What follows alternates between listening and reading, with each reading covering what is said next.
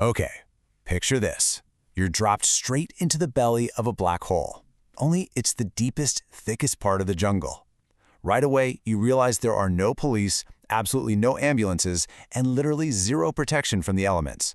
It's just you, your own raw instincts, and maybe a machete if you're lucky. In this explainer, we're going to totally shatter those polished Hollywood myths about the wild.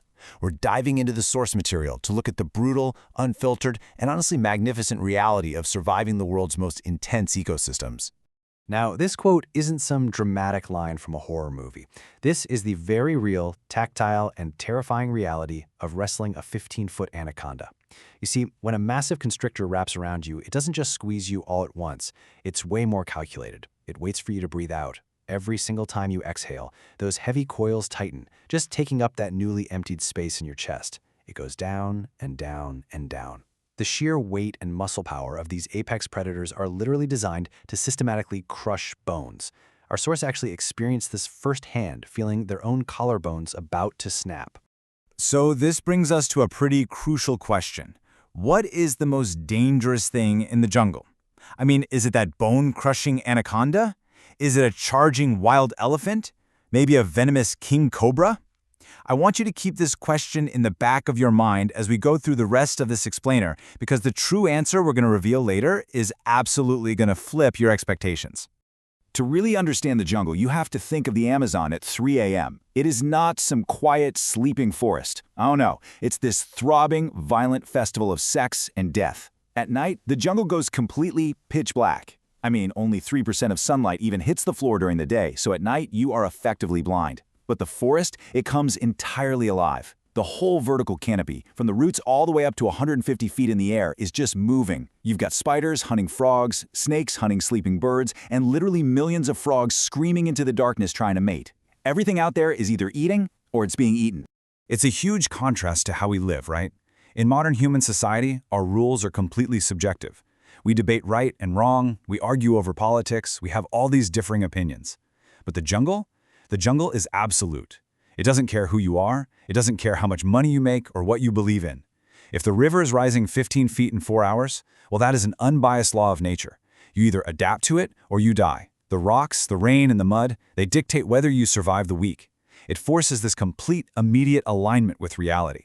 Let's move into Section 1, the intelligence of animals. We're going to completely shatter the myth of the mindless beast. Look, animals don't just wake up in the morning wanting to attack humans. It's a massive misconception. If you encounter a wild elephant, step 1 is to actually announce yourself loudly so you don't surprise them. If you're ever holding a red-tailed boa, your best move is step 2, be perfectly still. Act like a tree. It just wants a safe branch to hide on. It really doesn't care about you. And step 3 is absolutely the golden rule here. Respect their boundaries. A king cobra expanding its hood isn't actively trying to murder you, it's defensively begging you to back off. They really only strike when those boundaries are repeatedly disrespected. And the depth of this animal intelligence? It's mind-blowing. Take elephants, for example. Did you know they use seismic rumbles through the soles of their feet to communicate with herds miles and miles away across mountains? It's like nature's own wireless network. Plus, they have this ancestral memory of migration routes. In Africa, pregnant elephants have even been documented seeking out and using specific medicinal plants to actually induce labor. Think about that for a second. They have culture, they use medicine, and they have incredibly deep family bonds. They aren't just out there mindlessly eating grass. They are wildly intelligent non-human beings. So that begs the question, why would a highly intelligent herbivore ever need to kill you? Our source shares this super intense micro-narrative of being chased by a massive wild elephant in India.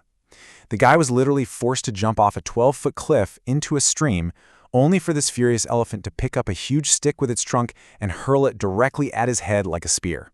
Crazy, right? But what's the reality behind that? That elephant was reacting out of pure, unadulterated fear. Because of extreme habitat loss and brutal past conflicts with humans, that animal saw a person and immediately recognized a lethal threat to its family. It was just protecting its own. All right, moving on to Part 2, Two Jungles. Let's compare the Amazon directly with India. So the Amazon rainforest is roughly the size of the entire continental US. It's this lawless, vast frontier where you can travel for weeks on end and never see a single trace of civilization. The animals out there, like jaguars, have zero fear of humans because they literally don't even know what we are. Now contrast that with India's Western Ghats. It's a beautifully dense, populated region where tigers and elephants are living right side by side with local farmers. It's a completely different dynamic that requires incredibly strict Forest Department conservation laws just to maintain this delicate, miraculous coexistence. The macro scale of these environments is honestly almost impossible to comprehend. Let me put this into perspective for you.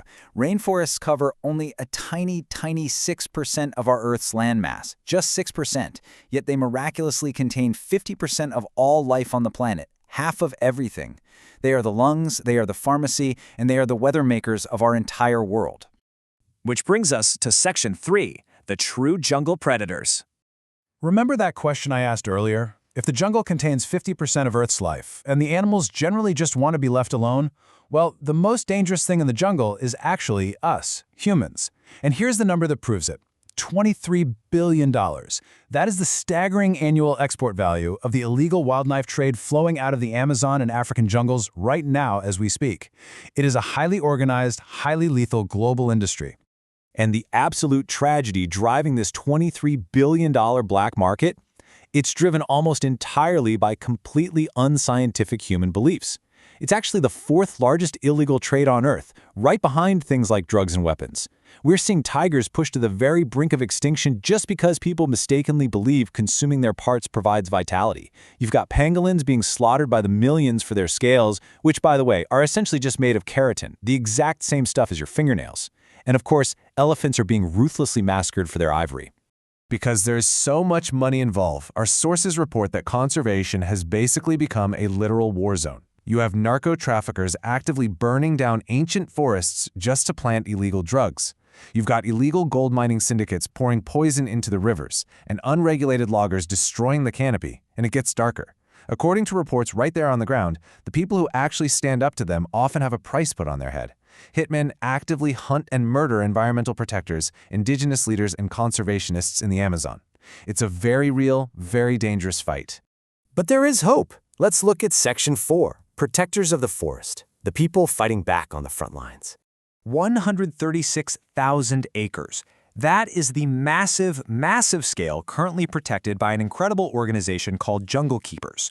By aggressively guarding this land, they are actively defending voluntarily uncontacted human tribes, countless undiscovered medicines, and thousands of endangered wildlife species from total annihilation by that black market we just talked about. And the way they do it is genius. Their turnaround pipeline is brilliant. First, they identify an illegal logging camp. Then, they simply buy the lease out from under it. After that, they go to those desperate local loggers and offer them 3 times their daily pay and a uniform to stop cutting down the trees. Those exact same loggers are transformed directly into highly paid rangers, passionately patrolling and protecting their very own forest. I mean, it literally flips the local economy overnight from destruction straight to preservation. And preserving that forest means preserving a wealth of knowledge we barely even understand yet. Here's a crazy story from the source material.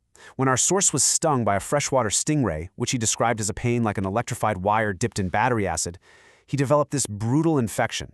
Top doctors back in New York City literally couldn't fix it. But when he went back to the Amazon, an indigenous guide extracted this ancient medicinal sap from a specific tree, rubbed it right into the wound, and the infection was entirely cured overnight. The jungle holds medical secrets that modern science hasn't even begun to map out. Which brings us to this incredibly vital quote from our source. It's not development, it's murder. They make a really passionate argument here. When massive corporations use explosives to blow up mountains, pollute ancient rivers, and burn down life-sustaining trees that hold our planet's biodiversity, we're conditioned by society to call that economic development. But if you look at it from the perspective of the people on the ground, it is the active theft of our planet's future. It's stealing from local farmers, from the wildlife, and ultimately from ourselves. So we know that just 6% of the Earth's landmass supports a whopping 50% of its life. If the jungle is wiped out by human greed, what happens to the rest of us? Take a moment today to really rethink your relationship with nature. Because as we've seen in this explainer, we are all ultimately playing by the jungle's absolute rules, whether we realize it or not.